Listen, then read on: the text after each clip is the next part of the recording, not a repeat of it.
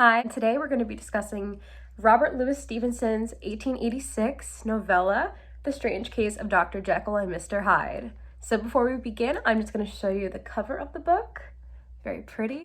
And then we're going to get into it. So just some brief key background information for comprehending this novella, because the genre of The Strange Case of Dr. Jekyll and Mr. Hyde is gothic fiction, also with a slight psychological thriller thrown in there. And personally, I like the psychological thriller element because not only did it incorporate the dreary gothic settings and the different elements of the use of literary language and diction, but it also created a really entertaining story. And for someone like myself who is really intrigued by psychology and how the brain works, and just the whole concept of Dr. Jekyll and Mr. Hyde in themselves, I thoroughly enjoyed that element of the book. So I'm going to try my hardest, really hard, to not spoil this book in a nice little summary. So, as we know, Robert Louis Stevenson has written The Strange Case of Dr. Jekyll and Mr. Hyde. And I personally think the key element to understanding the story and to really get the whole picture is to comprehend the fact that, number one, it was published in 1886. Number two, the genre is gothic fiction, and it's also a psychological thriller. But number three, the setting. So the setting is set in London, England, and it's been noted by various sources that Robert Louis Stevenson pulls from his own life and his own hometown in Edinburgh. So a lot of the elements of his own life and his own experiences and what he's encompassed with in his daily life is thrown into this novel, which I think is amazing because it really helps you understand what you're reading, because it'll feel like you're there when in reality, you're not. But your author is just, pays very good attention to detail and in describing the setting around you. As I previously mentioned, I am trying my hardest, number one, not to spoil anything in the summary, and number two, to also, give you a good idea of what to expect in this book without actually knowing what to expect, if that makes sense. I'm not giving things away. So our story begins on this one dark, dreary night, and we have the well-respected London lawyer, Mr. Utterson. And Mr. Utterson is walking with his friend, Mr. Enfield, and they're close buddies. And Enfield tries to recall this story about a man that he believes is by the name Hyde. And this man tramples this young girl late at night and leaves her injured, and it's a huge thing that occurs. And after Utterson hears the story, he's very intrigued, and he wants to know more. So he begins to investigate, as it's by his nature, being in law and trying to figure out and solve people's problems. So he gets really deep into this investigation, and he starts reaching out to his friend, Dr. Jekyll, getting some insight from Dr. Jekyll, and then he starts to create some parallels between Jekyll and Hyde. Hyde ends up going on this kind of killing spree, I guess you could call it, where he beats a man to death with a stick. So he kind of goes rogue a little bit. And then after that, we really don't hear from Hyde, and he kind of just goes MIA, and he's all weird. And then at the same time, so does Jekyll. Jekyll's not feeling well. He's not letting anyone in his house. Even his butler, Mr. Poole, won't let anyone in, including Utterson. And this becomes, really odd for Utterson. He's like, why won't, he let me in? And, is he okay? Like, what happened to Hyde? So then he starts to piece pieces of the puzzle together, and he's starting to get this picture. And then he makes some other links. Utterson, because Dr. Jekyll is not only his friend, he's one of his clients, he has a little snippet of his handwriting. And then he also has a snippet of Hyde's handwriting from a letter that was left for him at the scene of the crime, of the man that he beat with a stick.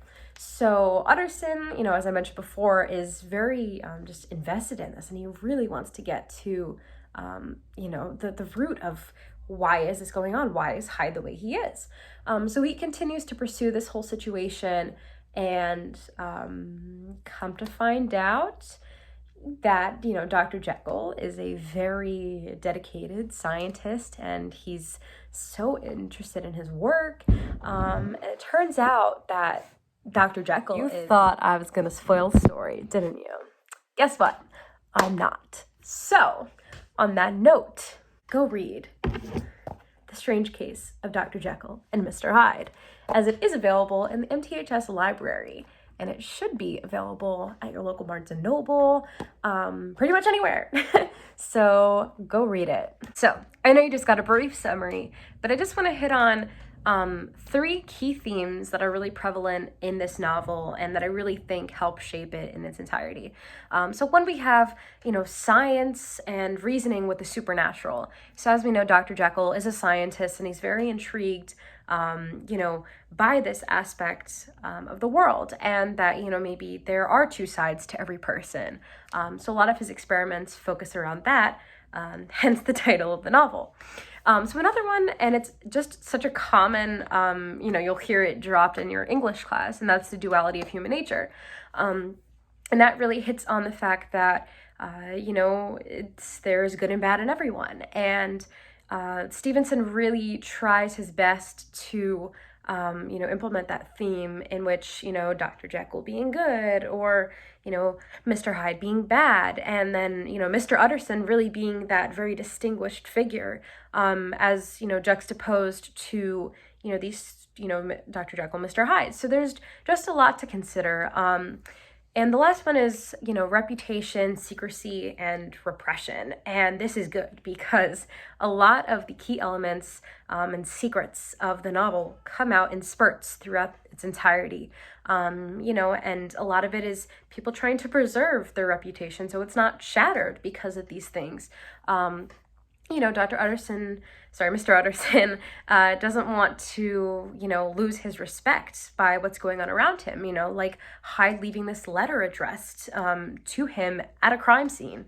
That puts him in the public light in, this man is amazing, why is he being left a note from a murderer at a crime scene? So there's just a lot of things, and then as we uncover more about Dr. Jekyll and his secrets, I don't want to spoil that, so go read it. So just some things that I liked. I really liked the themes in the novel, and as I mentioned before, I was so intrigued by the psychological thriller.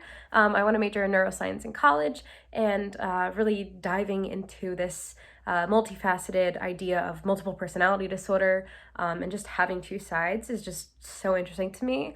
And I did like the imagery and the description and the idea that we could use letters in a novel to introduce ideas instead of just plain text. So some things that I just didn't like, the Gothic elements. I like more upbeat and happy novels. I'm a sucker for romantic things.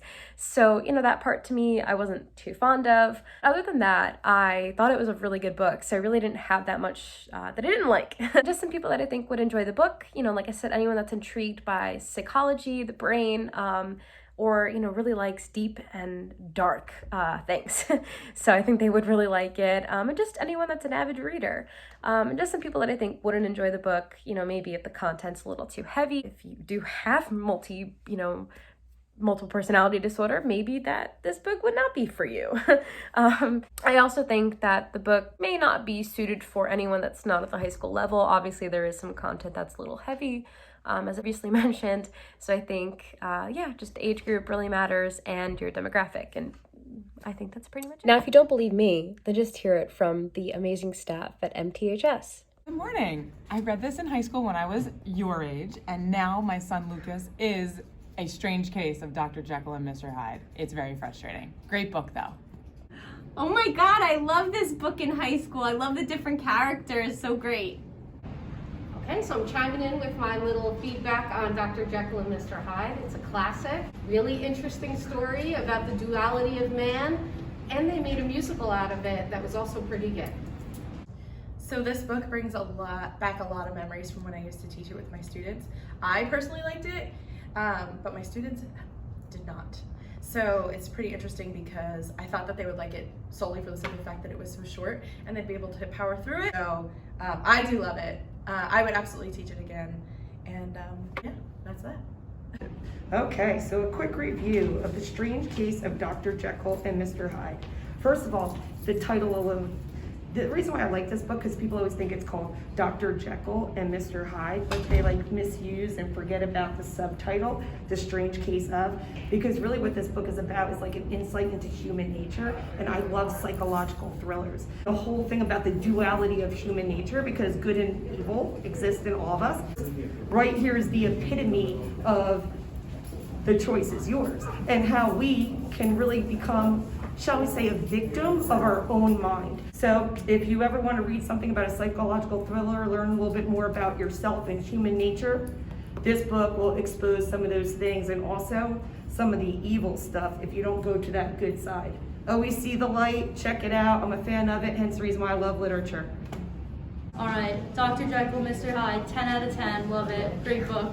It was great, 10 out of 10. It's an amazing book. Well, the cover's pretty nice, and the stuff on the back seems interesting. So I think if I read this, I would give it 2 thumbs up. Hello, Hawks. I understand that you're reading Dr. Jekyll and Mr. Hyde, and as you do so, I just want you to know that it's a reminder for all, and perhaps myself mostly, that we are all capable of having multiple personalities. And the hope is that we always let the better half of us show at all times, but especially here in the Hawk's Nest. So enjoy the book. Have a great day.